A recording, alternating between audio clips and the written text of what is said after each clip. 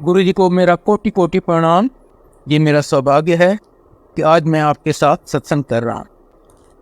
मुझे नहीं पता कितनों ने मेरा सत्संग पहले सुना है या नहीं, पर जिन्होंने कहीं भी मेरा सत्संग सुना है उन्होंने ये मेरे से ज़रूर सुना होगा कि गुरु जी ने मुझ पर और मेरे परिवार पर असीम कृपा की है। मुझे तो उन्होंने पता नहीं कितनी बार न्यू लाइफ दी है। इनफैक्ट आज अगर आप मेरा हारस को किसी अच्छे पंडित को दिखाएं, वो आपको एक गर्म हो जाएगा, कहेगा आप मेरे से मुगल कर रहे हो, ये आदमी तो पता नहीं कब कब मर चुका है। पर बार बार गुरुजी मुझे न्यू लाइफ देते हैं। आज मैं आपको सबसे पहले बताता हूँ कि मुझे उन्होंने कब कब कैसे न्यू लाइफ दिया। मैंने गुरुजी के यहाँ जाना शुरू किया था 98 में। उसके कोई 3-4 महीने बाद मैंने प्लान किया था कि मैं कैलाश मानसरोवर की यात्रा पे जाऊँगा। कहते हैं कि कैलाश मानसरोवर की यात्रा पे जो भी जाता है उसको वहाँ शिव जी के दर्शन होते हैं। आप उनको पहचाने या नहीं ये दूसरी बात है, पर दर्शन जरूर होती हैं।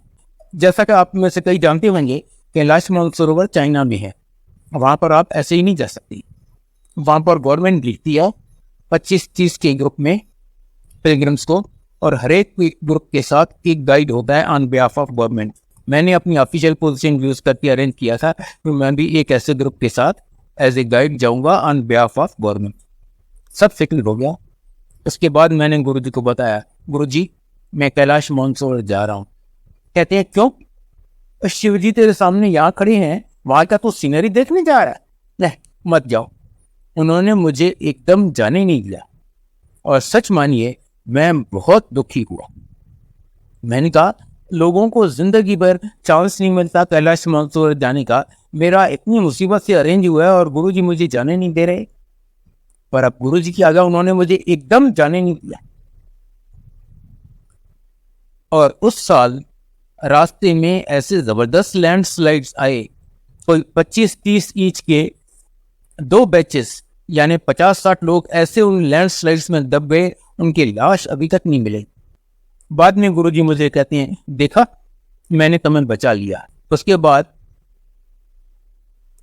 उसके कोई 6 साल बाद मार्च 2004 में मुझे हार्ट की प्रॉब्लम हो गई। मेरा सांस उखड़ जाता था। एक आध स्पेशलिस्ट को दिखाया, कार्डियोलॉजिस्ट को, कहते हैं जी एंजियोग्राफी करवा लो। मैंने बत्रा हॉस्पिटल में एंजियोग्राफी की अपॉइंटमेंट ले ली।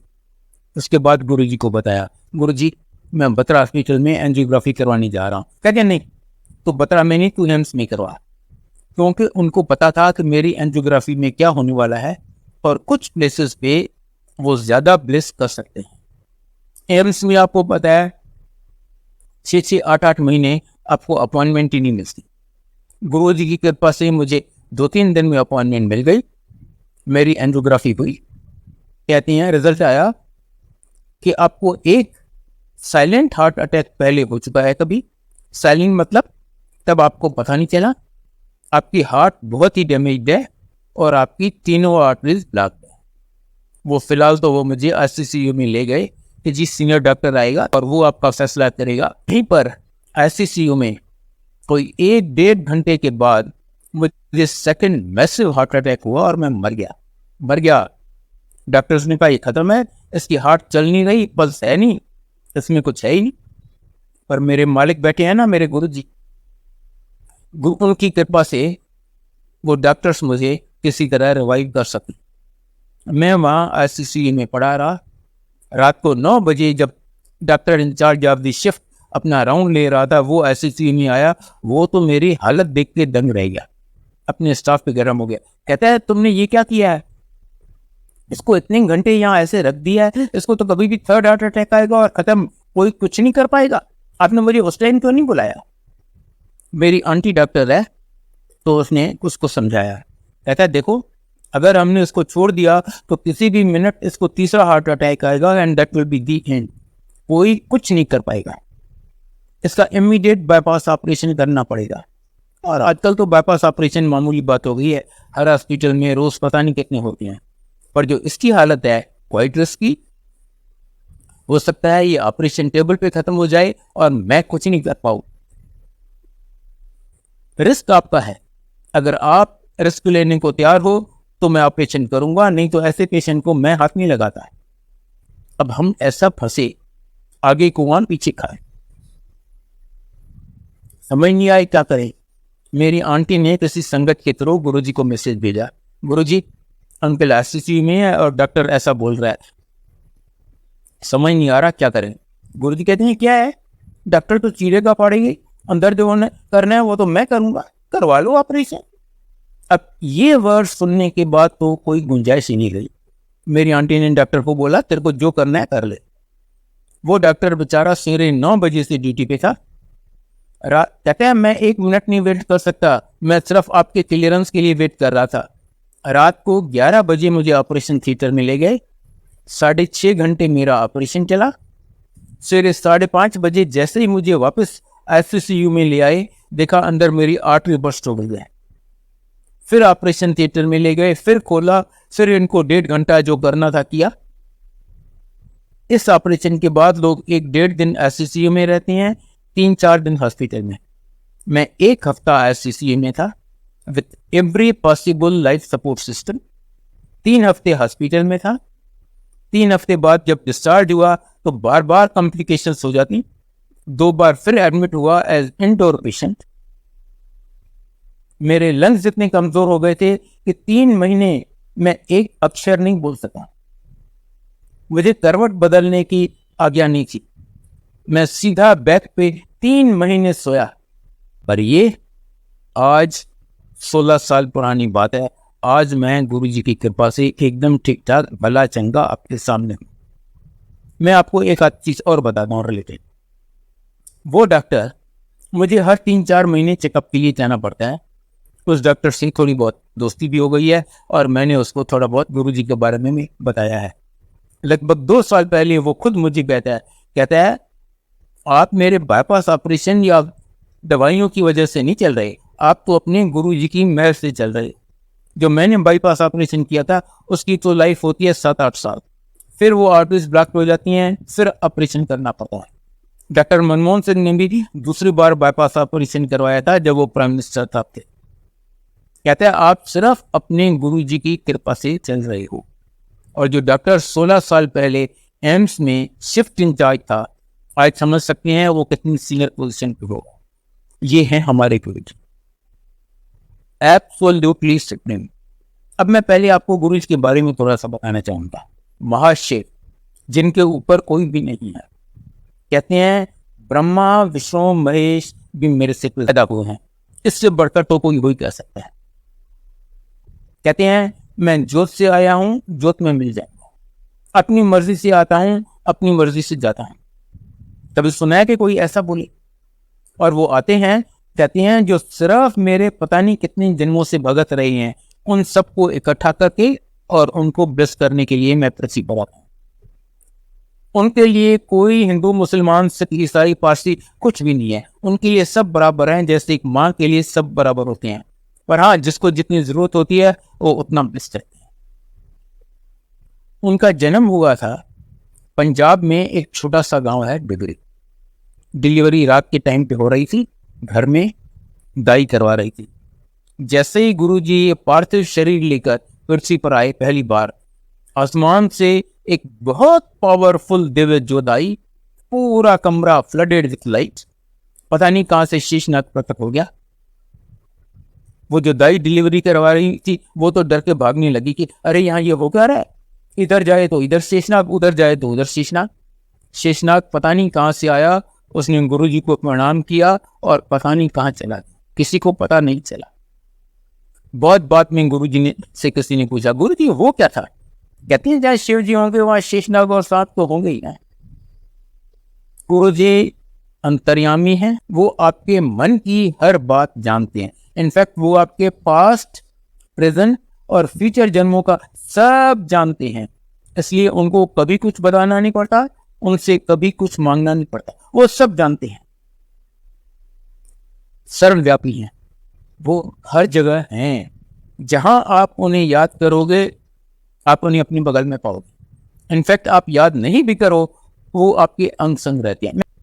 जनवरी 2017 मेरी दोती, मेरी बेटी की बेटी, उसने कोई 4-5 महीने पहले नई गाड़ी ली थी, पहली में। यहाँ गुड़गांव में रहती है। वो चंडीगढ़ जा रही थी कोई मैरिज अटेंड करना अपनी गाड़ी में। गाड़ी वो चला रही थी, बगल में उसका भाई बैठा था, पीछे माँ और नानी। यहाँ गुड़गांव से लगभग 60 किलोमीटर दूर गुड़गांव दिल्ली चंडीगढ़ हाईवे पे पता नहीं क्या हुआ, मल्टीपल एक्सीडेंट। एक गाड़ी को दूसरी ने पीछे से ठोका, दूसरी को तीसरी ने, तीसरी को चौथी ने, चौथी या पांचवी गाड़ी इसकी होगी। और जैसे ही इसने आगे वाली गाड़ी को ठोका, पीछे से एक बस ने आके फुल फोर्स से इसको हिट किया। गाड़ी का तो कबाड़ा हो गया, फ्रंट एक्सेल टेढ़ा हो गया, आगे के दोनों टायर्स बस्ट कर गए, डिक्की एकदम पिचक गई, गाड़ी चलने लायक नहीं रही। वहां से गुड़गांव तक 60 किलोमीटर टो करवा के लानी पड़ी। ठीक करवाने में 1 लाख से ज्यादा लगा। जस्ट आपको कुछ आइडिया दूं कि कितना डैमेज हुआ। पर इतने सीरियस एक्सीडेंट में किसी पैसेंजर को जरा सी खरोंच नहीं आई। किसी ने जय गुरुजी या गुरुजी बचाओ कहने का मौका ही नहीं मिला। गुरुजी तो हमेशा अनसुन रहते हैं ना। गाड़ी को ठीक करवाने में मैंने बताया 1 लाख से ज्यादा लगा। ऑफकोर्स नई गाड़ी थी, इंश्योरेंस था, ऑलमोस्ट आला फिट इंश्योरेंस कंपनी पे। अच्छा, कमिंग बैक टू मुझे जो उन्होंने लाइफ दिया, 31 दिसंबर 2006 का मैं आपको बताता हूँ। आपको पता है न्यू ईयर्स की पे बड़े मंदिर में बहुत बड़ा फंक्शन होता है।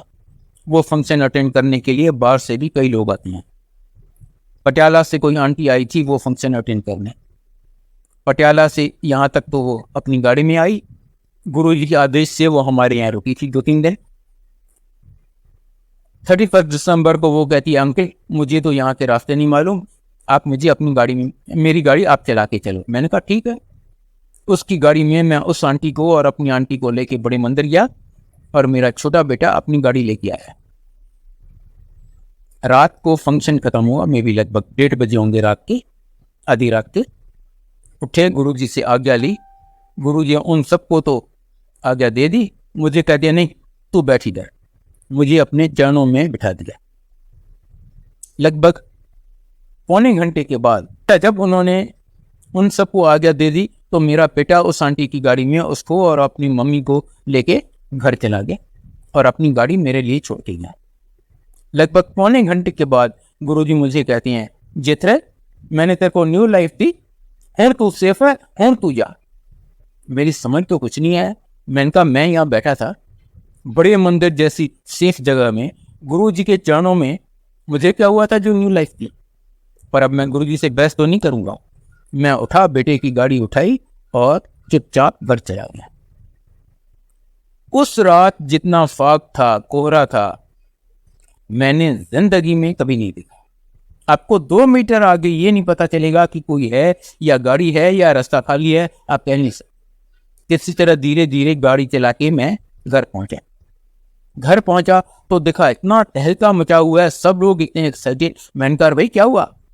कहते हैं जी फाग की वजह से कुछ दिख नहीं रहा था, बेटा 2 जगह गलत रास्ते चला गया।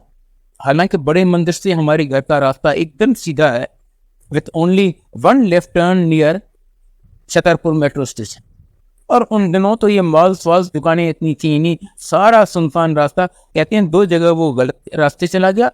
आखिर उसने आगे वाली गाड़ी को क्लोजली फॉलो करना शुरू किया। अर्जुनगढ़ के पास उस गाड़ी ने सडनली स्पीड अप किया, इसने भी स्पीड अप किया। आगे स्पीड ब्रेकर या कुछ था, उस गाड़ी ने ब्रेक लगाई, बेटे ने भी ब्रेक को लगाई, पर जाके आगे वाली गाड़ी को हिट किया। गाड़ी को काफी नुकसान हुआ, बम्पर टूट गया, ग्रिल टूट गई। मेरी आंटी बेटे के साथ आगे बैठी हुई थी, उसका सिर विंडस्क्रीन से टकराया, वो शटर प्रूफ विंडस्क्रीन टूट गया। समझ सकते हैं कितना सीरियस एक्सीडेंट हुआ। पर किसी पैसेंजर को जरा सी खरोंच नहीं आई। मैंने पूछा ये कब हुआ? कहती हैं जी वहां से निकले बड़े मंदिर से उसके लगभग पौने घंटे बाद। मैंने कहा हाँ, पौने घंटे बाद गुरुजी मुझे कहती हैं और तू सेफ है, और तू जा। इनफैक्ट अगली बार जब हम गए गुरुजी के यहाँ, वो तो कहते हैं आप चारों को वहां उस एक्सीडेंट में मरना था। मैंने पूरे टबर को न्यू लाइफ दी। उस आंटी को मैंने कितनी बार बोला है कि अरे भाई ये गाड़ी पुरानी हो गई है, इसको चेंज कर लो। वो आंटी सुनती नहीं, पर फिर भी गुरुजी हमें बचाया, सारा कष्ट उस गाड़ी पे उतार दिया। ये है हमारे। मैंने आपको बताया है वो जानी जान है, उन्हें सब पता है कब कहाँ क्या होने वाला है, और आपको कभी वो मुसीबत में नहीं फंसने देती। आपका इतना ध्यान रखती हैं। हमारे गुरुजी कुछ भी कर सकते हैं, कुछ भी मतलब आप सोचें उससे बहुत बहुत ज्यादा। एब्सोल्युटली इम्पॉसिबल केसेस में वो बच्चे दे देती हैं। मुझे केसेस पता है जहाँ आंटी को बच्चे दानी नहीं है या फेलोपियन ट्यूब भी नहीं है, उसको भी बच्चा दे दिया, कौन सी बड़ी बात है। उनकी बगैर आज्ञा के यमराज आपको छू नहीं सकता, छू नहीं सकता।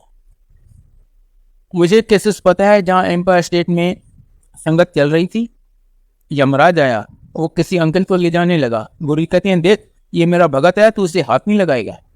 यमराज कहता है गुरुजी आपको पता है इसका टाइम खत्म हो गया है, आज मुझे इससे ले जाने दीजिए। नहीं, आज मैं तुम्हें किसी हालत में इससे नहीं ले जाने दूंगा। और यमराज खाली हाथ वापस चले आते।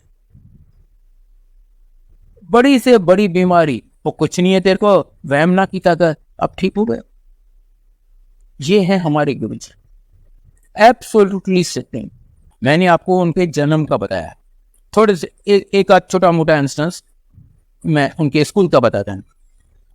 अब स्कूल में मास्टर जी अटेंडेंस लेते, ये फ्रंट बेंच पे बैठे थे। जैसे ही टीचर ने, अध्यापक ने बोर्ड की तरफ मुंह किया, फिर इधर देखा तो देखा गुरुजी गायब है। At the end of the day फिर जब वो अटेंडेंस लेगा, देखा गुरुजी सामने बैठी। एक बार इनका एग्जाम हो रहा था, इनके साथ जो लड़का बैठा था वो कहता है यार उन दोनों फाउंटेन पेन्स हुआ करते थे, आप में जो थोड़े से एजेड हैं उन्होंने तो यूज किए होंगे, जिसमें हम इंक भरा करते थे। इनके साथ जो लड़का बैठा था उसकी इंक खत्म हो गई। वो गुरुजी को कहता है यार मेरी तो पेन की इंक स्याही खत्म हो गई है। गुरुजी कहते हैं लिया पेन इधर। पेन लेके उसको एक फूंक मारी और वो फर्स्ट क्लास लिखने लग गई। सामने से टीचर देख रहा था, उसने कहा अच्छा तो यहाँ कंसल्टेशन हो रही है, बातचीत हो रही है। नहीं गुरुजी मेरी पेन की इंक खत्म हो गई थी, ये भाई साहब ने, इस लड़के ने मेरी फूंक मार के उसमें इंक भर दी। कहते अच्छा अब तुम मुझे उल्लू बना रहे हो, फूंक मारने से भी कभी इंक भर दी है क्या? उसने अपने पेन की सारी इंक नीचे गिरा दी, इसमें भरो इंक। गुरुजी ने फूंक मारी, इसमें इंक भर गई। फिर भी उसने सोचा नहीं शायद इसमें थोड़ी सी इंक बच गई थी इसीलिए वो लिख रही है। वो लेके गया उसको, दोनों को प्रिंसिपल के पास। प्रिंसिपल के पास अलमीरा में बाय चांस एक नई पेन पड़ी थी जिसमें कभी इंक भरा ही नहीं गया था। अब वो पेन का तो लिखने का सवाल ही नहीं पैदा होता ऐसे। वो पेन प्रिंसिपल ने उठा के गुरुजी को दी, गुरुजी ने उसको फूंक मारी और वो पेन फर्स्ट क्लास लिखने लग गई। गुरुजी कहते हैं मैं आपके 90% कर्म माफ कर देता हूँ और वो सिर्फ एक शिव जी कर सकते हैं। इवन विष्णु जी ने श्री कृष्ण की अवतार में गीता में कहा है तो प्रारब्ध को आपको भोगना पड़ेगा, पर गुरु जी कहते हैं आपके 90% कर्म मैं माफ कर देता हूँ और बाकी 10% आपसे वो भी नहीं भुगते जाएंगे, वो मैं आपको भुगतवाऊंगा। और वो इसलिए कि आपका सब जन्मों के लिए अकाउंट क्लियर हो जाए, तभी आप मोक्ष के हकदार हो सकते हैं। इसलिए अगर वो आपको सुख देते हैं तो खुश होइए, वो आपको ब्लेस कर रहे हैं।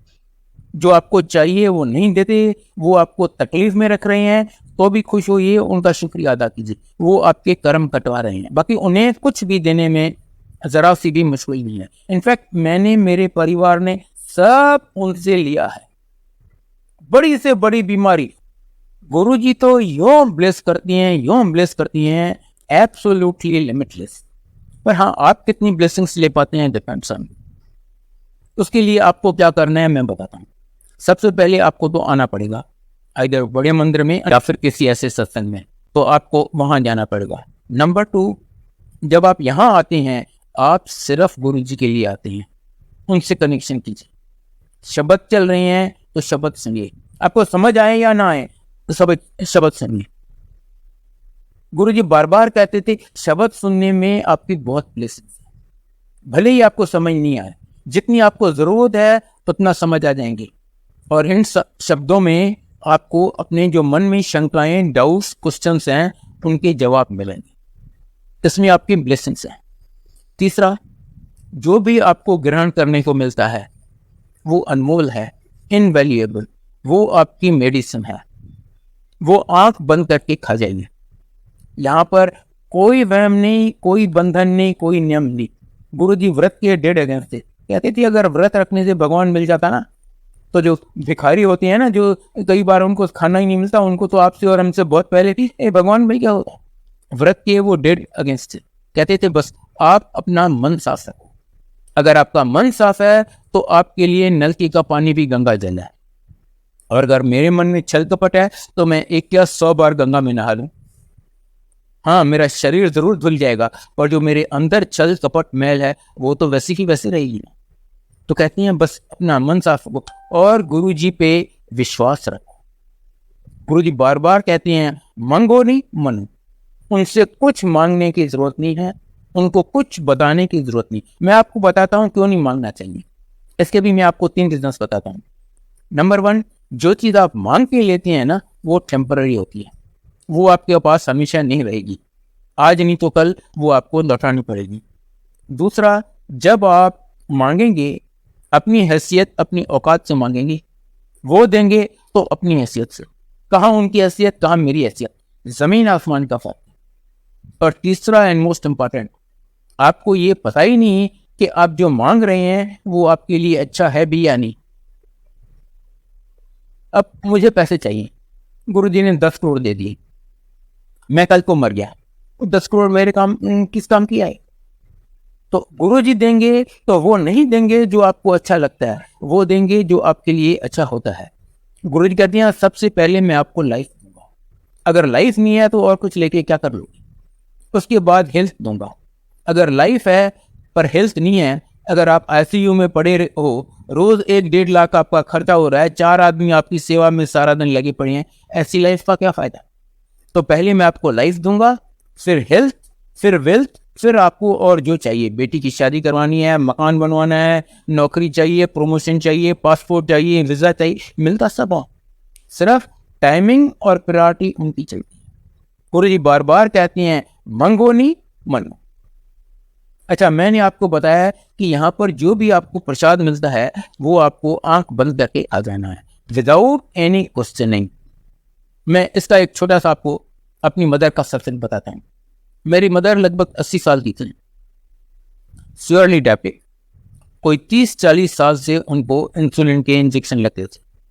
और आप में से कईयों को पता होगा, इंसुलिन का इंजेक्शन एक बार लगना शुरू हो जाए ना, कभी मरने दम तक बंद नहीं होता। वो इंसुलिन के इंजेक्शन लगा के इतनी परेशान थी, बार बार मेरी आंटी से पूछती, मेरी आंटी डॉक्टर है, मैंने आपको बताया, बेटी मेरी ये इंजेक्शन कब छूटेगी। एज ए डॉक्टर इसको पता था वो छूटने वाली नहीं है। वो कहती हाँ मम्मी आज तो लगवा लो, देखा जाएगा देखा जाएगा। हार्ट की प्रॉब्लम थी, लिवर की प्रॉब्लम, डाइजेशन की प्रॉब्लम, अर्थराइटिस की प्रॉब्लम, चौकी मार के नीचे बैठ नहीं सकती थी। वो तो गुरु जी के यहाँ आती भी नहीं थी, कहती आप तो वहाँ 2-2 घंटे नीचे बैठते हो चौकी मार के, मैं तो चौकी मार के नहीं बैठ सकती थी, वहां पर कोई सोफा कुर्सी वुर्सी नहीं होता था। एक दिन वो किसी तरह हिम्मत करके गुरु जी के यहाँ आ गए। जैसे ही उसने गुरु जी को माथा टेका, गुरु जी बोलते हैं बैठ जा, ऑलमोस्ट डांट के जैसे। पर गुरु जी जो भी करते हैं हमारे भले के लिए। वो तो दंग रह गई, कह रहे मैं पहली बार आई हूं और गुरु जी मुझे डांट रहे हैं, बैठ जा। जैसे ही गुरु जी ने रोप से बोला ना बैठ जा, उसकी सुध-बुध खो गई, वो चुपचाप चौकी मार के वहां बैठ गई। 1-1.5 घंटे के बाद उठी, थकी, अरे आज मैं चौकी मार के कैसे बैठ गई, मैं तो चौकी मार के बैठ ही नहीं सकती। और उनके बैठ जा कहने से उसकी अर्थराइटिस खत्म। अगले दिन से उसने घर में भी चौकी मार के बैठना शुरू कर दिया।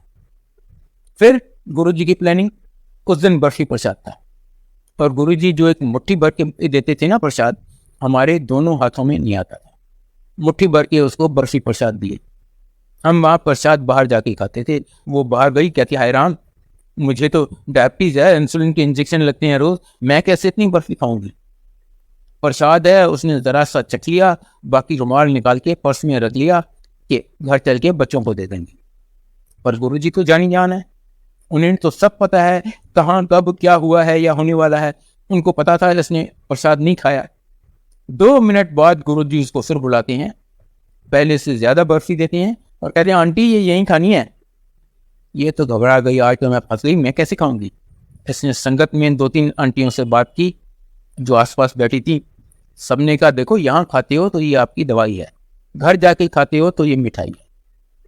तो उस बेचारी ने बहुत डर डर के वो सारी खा ली और रिजल्ट ये हुआ कि 8-10 दिन के बाद जब वो अपने डायबिटीज एक्सपर्ट के पास गई, वो कहते हैं अरे तुम्हारी डायबिटीज तो वेल अंडर कंट्रोल है, आज से तुम इंजेक्शन बंद कर दो, रोज बस एक टैबलेट खा लिया करो,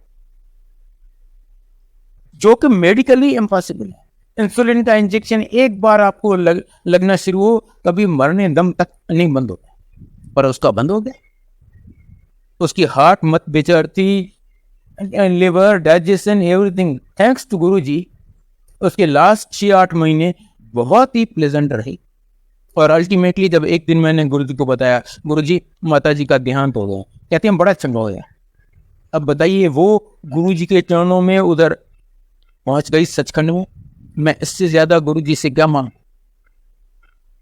ये वो द्वार है जहां पर आपको हर चीज मिलती है, A to Z। सिर्फ एक कंडीशन, वो आपके लिए अच्छी होनी चाहिए। और अच्छी है या नहीं ये ना आप जानते हैं ना मैं जानता हूं, पर हमारे गुरु जी चाहते हैं। इसीलिए गुरु जी बार बार कहते हैं मंगो नहीं मनो। जय गुरु जी।